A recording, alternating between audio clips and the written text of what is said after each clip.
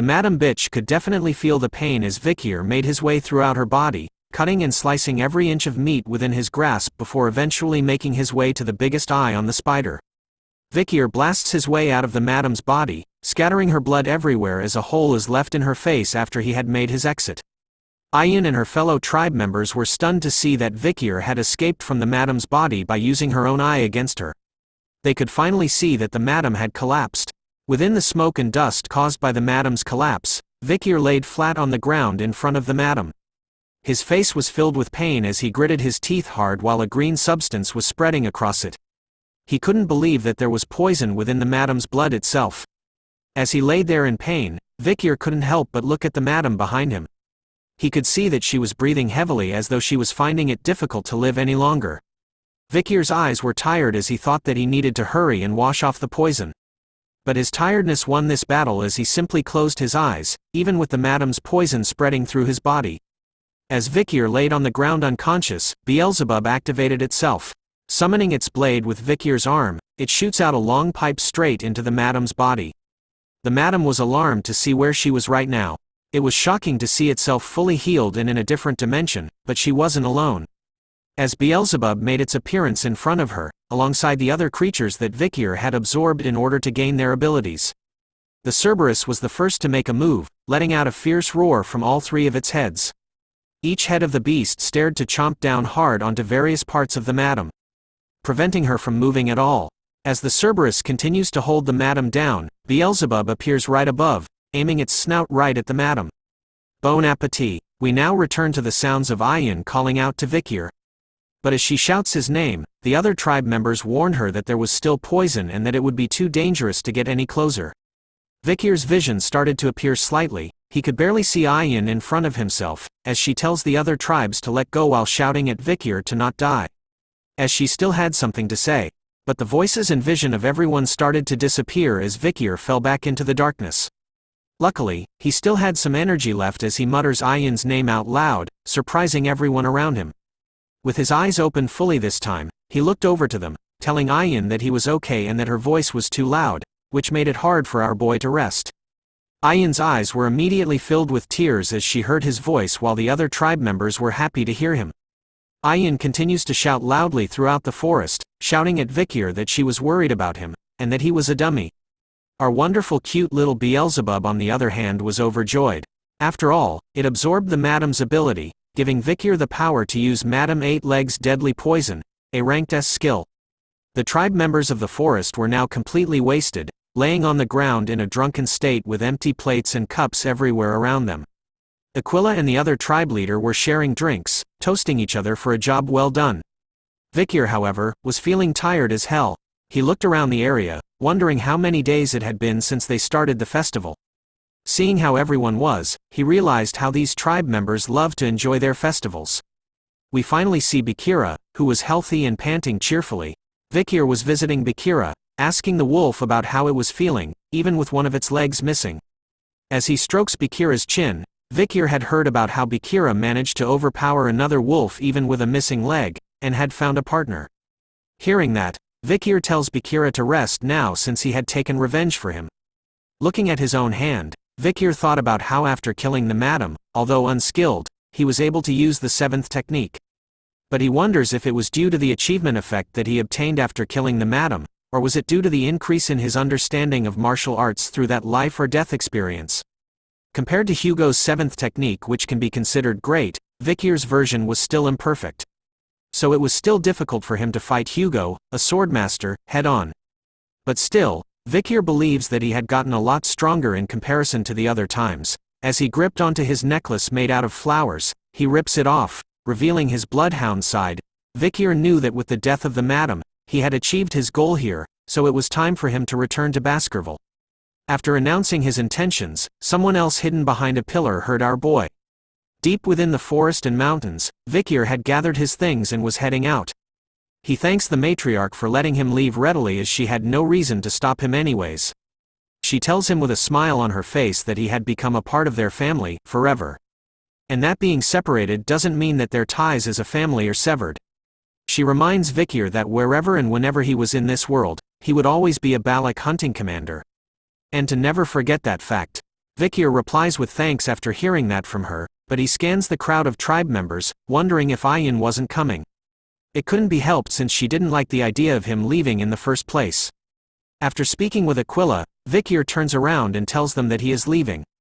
The tribe members started to send Vikir off with cheers of encouragement, telling him that no matter what happens, they would come to help him when he wants. Ahun goes a step further, calling Vikir brother. He tells him that he was going to wait for him here. Ahul was by his side, and shouted to Vikir to keep them updated. As he exited the trees and entered the light, the tribe members bid their final farewells to him. Goodbye Vikir, our hero. Hearing their cheers and goodbyes brought a smile across his face, but as he took another step forward, Vikir was greeted by the sight of a golden wheat garden. Standing in the middle of it was Ayin, who was holding on to something wrapped with bandages. Looking right at her, Vikir calls out to Ayin. All she asked Vikir was whether he was really leaving. Her question left him speechless as he didn't reply right away. Taking his silence as an answer, Ayin immediately pushes the item she was carrying into his arms, telling Vikir to take it with him. Looking at the object wrapped in bandages in his hands, Ayin shyly reveals to him that it was called Anubis. It was the large bow that Adonai used. She had adjusted it so that Vikir could use it instead. Still fixated on the bow, Vikir wonders if that was the reason why he couldn't see her for a while. But our waifu wasn't done yet with the gifts, as she tames our boy by placing a collar with a broken chain around his neck. Vikir was curious about it. Ayin tells him that she made it because he kept talking about bloodhounds when he collapsed and in his sleep. She reminds Vikir that he wasn't a bloodhound. No matter what, a bloodhound wouldn't act like he does. She proudly tells Vikir that he was a wolf and that it would be strange for him to be dragged around by a chain. Vikir couldn't believe that Ayin's words would comfort him like this. But just as he was about to thank Ayin, she moves in for the kill. Holding onto Vikir's broken chain as she leans her face close to his. She tiptoes to reach him, holding his chain even tighter. The two exchange kisses as the winds blew all around them in the golden field of wheat. As soon as their lips parted away from one another, Ayin's eyes were once again filled with tears as she looked down. This time, she left Vikir behind, telling him about how she heard that this was how you say goodbye in the Empire. She even recalled that he was much smaller than her in the past, but had grown a lot since then. Be well and be careful, said Ayin as Vikir stood still. He then started to smile, telling Ayin that this was the first time he had heard that this was a way to say goodbye in the Empire. See you next time, Ayin. Those words were enough to cause her body to shake as she stopped in her tracks. Ayin then wipes her eyes with her hand, before slowly turning around. As the wind blew her beautiful hair through the air, Ayin's face was filled with tears at the corner of her eyes and a bright smile. She happily tells Vikir, see you next time. Vikir has finally left the forest after so many years. Wearing a cloak, he arrives and watches over a town. Looking at it, he thought about how it's been a while since he had been here, in the Red All Castle. Considering that the morgues are here, it seems like they were still mining rubies. Which means that they've continuously worked together with the Baskervilles. Thinking of the morgue family, Vikir couldn't help but wonder if a certain fiery woman was here in this place. But he scratches that thought away, thinking about how tired he was right now. Vikir wouldn't be able to handle what'll she say to criticize him when they see each other. He finally enters Red All Town by dropping. Seeing how late it was getting, Vikir decided to look for an inn to stay here for the day. But as he looks around to find the inn, he notices something else. A giant gold statue was made in the center of the town. Looking at it, Vikir wondered when they had built such a thing. In order to make a statue like this, they would have needed the approval from the Morgue and Baskerville families, which made him wonder if Hugo had allowed for such a thing to be made. But as he thought about it, someone shouts at Vikir, asking him about what he was doing. A guard had appeared behind our boy, warning him to not touch the hero's statue. He tells Vikir that if he tries taking a piece of gold from the statue, then he wouldn't be forgiven. So he should just look at it from afar and never touch it. Vikir dismisses all the warnings and only asks the guard about the so-called hero he mentioned. The guard was stunned to hear this from our boy, wondering if he was a foreigner who didn't know about their legend. The guard's eyes started to shine like the stars in the sky. He was excited to recite the story of the legend to someone who didn't know about him. He even reveals that he was there when it all happened, so he couldn't hold back. He starts to tell the story of the legend who had the power to kill countless barbarians with a mere sword. Not to mention his chivalry and mentality when he dove into a deadly situation, resulting in him saving the weak and beloved daughter of the Morgue family. and his sacred sacrifice to buy time for the joined forces to run away while he bravely fought against the large monster, also known as the now-dead Madame Eight Legs. The guard continues to excitedly explain to Vikir that the legend's story gives off so many emotions that it made him tremble. Because of that, the Morgue family carved a gold statue of him out of gratitude. After listening to the guard this entire time, Vikir started to piece everything together, making him realize that the great hero who lived here just 2 years ago was him. Vikir van Baskerville. After the guard had revealed his name, Vikir immediately turned into JoJo's style face while the guard was shining even more brightly as he stared at the golden statue. After the story time, we find ourselves at the town's inn, where mugs of beer are slammed hard onto the table. The triplets of the Morgue family were drinking in the inn, talking about how they still hadn't forgotten the way their hearts skipped when they first saw Sir Vikir. They even mentioned that they thought of him as just a pretty boy when they first met. But the girls told the guards in the inn that they knew Vikir's worth the first time they saw him. Seeing the 3 ladies here, the guards were excited to hear the story from the heads of the fortress about Sir Vikir. The first triplet told everyone that Vikir had charisma, and that she wanted to get close to him but it wasn't that easy. Then the second triplet revealed that they had talked with Vikir a lot the first time they met, although they were disturbed by the 3 mutts from the Baskerville family. The last triplet recalled that the last time she saw Vikir, all the exhaustion from her body disappeared in those few moments. They continued to praise Vikir loudly in the inn, telling everyone that the gold statue in the square over there doesn't even contain half of Sir Vikir's true beauty. It turns out that our boy had been listening to them talk this entire time, but he was thinking that what they said was a lot different from how he remembered the past to be. But after listening to their stories, Vikir wondered if the outcomes accomplished by Adolphe Morgue and the joined forces ended up being credited to him instead? The only true part of the story the triplets told was that Vikir did fight against the madam at the end. Through the chatty triplets, Vikir was able to listen in on some unexpected information. 2 years ago, after he had gone missing, Hugo Le Baskerville was furious and went to the Morgue family multiple times and caused a scene. His actions resulted in the Morgue family giving a huge compensation to the Baskerville family. But it seemed like Hugo's rage didn't end there. Taking a sip from his drink, Vikir thought that the reason was because Hugo had lost a useful bloodhound, which of course would make him angry, and that the compensation he received from the Morgue family probably wasn't good enough. We returned to the triplets who were still being delusional, thinking that if Vikir was still alive, then they would have made a great couple. The 2 sisters began to fight over one another over who would have won Vikir's heart, but the last sister was different. With a smile on her face, she happily tells her sisters to not fight and that they could all date him together. Luckily, the triplets believed that Vikir was gone, so they decided to end their own fights.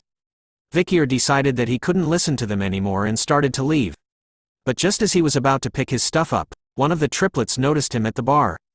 She immediately points her finger at Vikir's direction, shouting at him, "Hey you! Suspicious-looking guy, come here." Her words and actions caught everyone's attention as they stared at where she pointed at. Vikir didn't listen to her words at all as the sisters began to fight one another, claiming that the barbarians have been quiet recently. They could see that she was drunk again and making a fuss. But the triplet who shouted at Vikir was adamant that her female senses were telling her that our boy was suspicious, so she repeated her words at Vikir, telling him to hurry up and come over to their side. But he didn't listen to her commands, which pissed her off. The triplet uses her spell called Binding to summon tree vines from beneath the ground, causing them to wrap themselves around Vikir's feet. But the spell fails to catch our boy as he simply jumps into the air, while doing a somersault. His quick reaction to the spell catches everyone off guard, and leaves the triplets and guards stunned. But the moment he landed back onto the ground, Vikir was surrounded by everyone. All 3 triplets had casted their own spells using the water, earth and wood style. While the guards pointed their spears at him, they immediately ordered Vikir to remove his hood and revealed who he was. Seeing how surrounded he was, Vikir thought that things were getting a bit crazy. So he decides to remove his hood, believing that it didn't matter since he was going to tell the Baskerville family that he was back. The moment the hood was gone, Vikir's riz was unleashed, captivating all 3 of the triplets, as they stared at him with heavily blushed faces. Our boy just got a triple kill.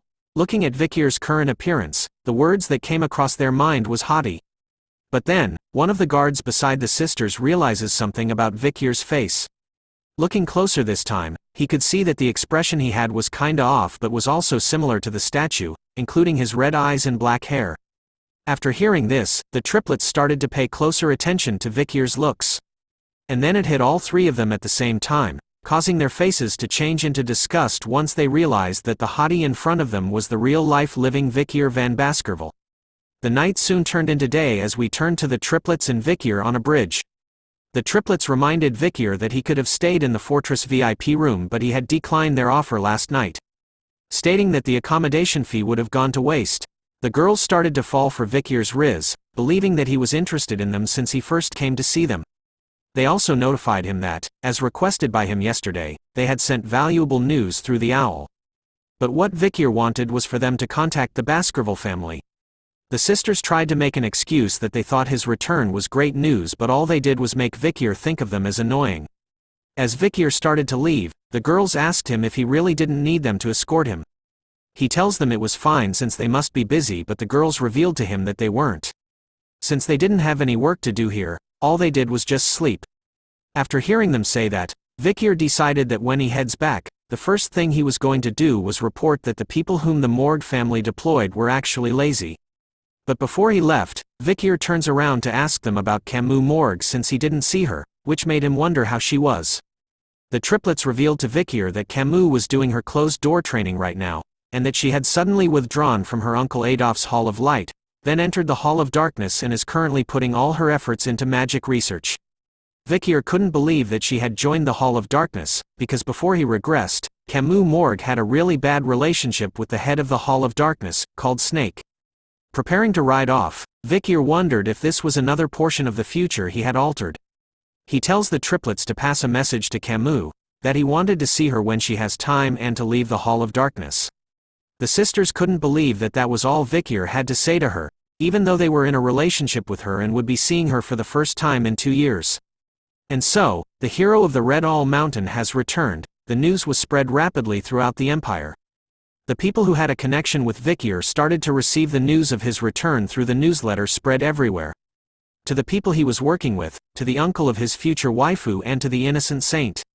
Finally, a man rushes into a familiar room that we have all seen before. Breathing heavily and with a piece of paper in his hand, he reports to the patriarch. Upon hearing the sudden news, a dreadful aura was unleashed by Hugo's current appearance. His eyes turned red like a bloodhound as he asked the servant if what he said was true. After getting a ton of experience and increasing his strength through his adventures in the forest, Vikir van Baskerville has finally returned to the world. Thanks for watching the latest part from the voice of Manhwa. Subscribe for more content and don't forget to comment below what you want to see in the future. Like and share for more.